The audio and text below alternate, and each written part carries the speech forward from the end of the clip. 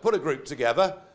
It was called the Europe of Freedom and Democracy Group in the last Parliament. It'll be called the Europe of Freedom and Direct Democracy in this Parliament, reflecting a shared wish amongst us all that the citizens of Europe really ought to have more to say, and that any further moves towards the centralisation of powers should only be legitimised if they're passed in full, free and fair referendums.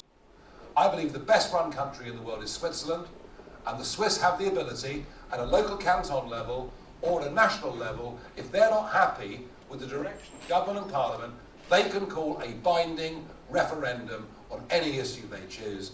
Gosh, I tell you what, if we could call referendums, we'd have some very different policies in place, wouldn't we?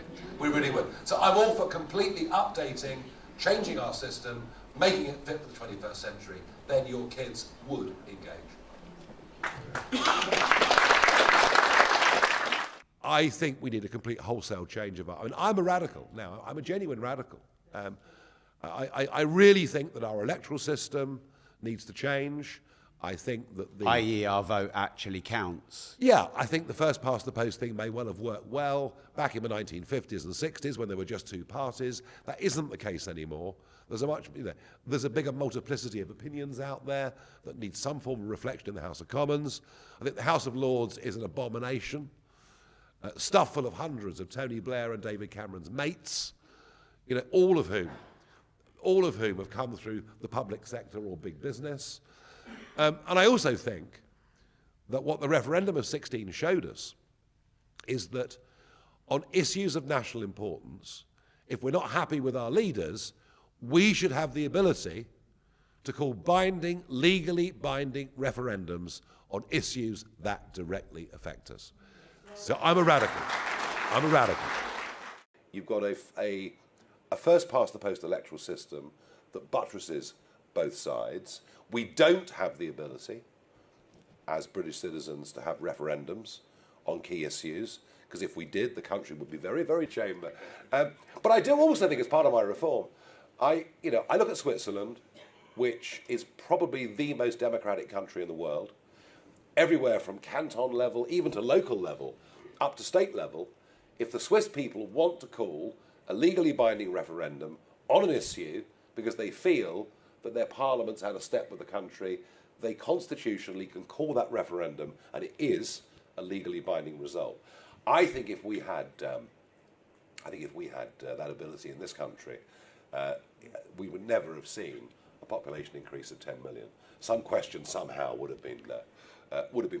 And I also think the House of Lords has become a total abomination, just stuffed full of party donors over the course of the last 20 years, most of whom live within the same two postcodes in West London.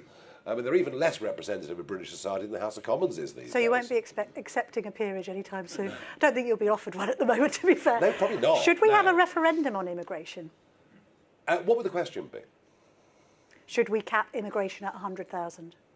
But then people will argue, well, it should be capped at 0. Or should we have net zero on immigration, as you've suggested, yes or no? I think a referendum, a referendum that would be useful would be a referendum on the ECHR and whether we should continue to allow a court in Strasbourg to overrule it. Now, I think... Did the Brexiteers miss a trick on that? No. Should that have deliberately, been...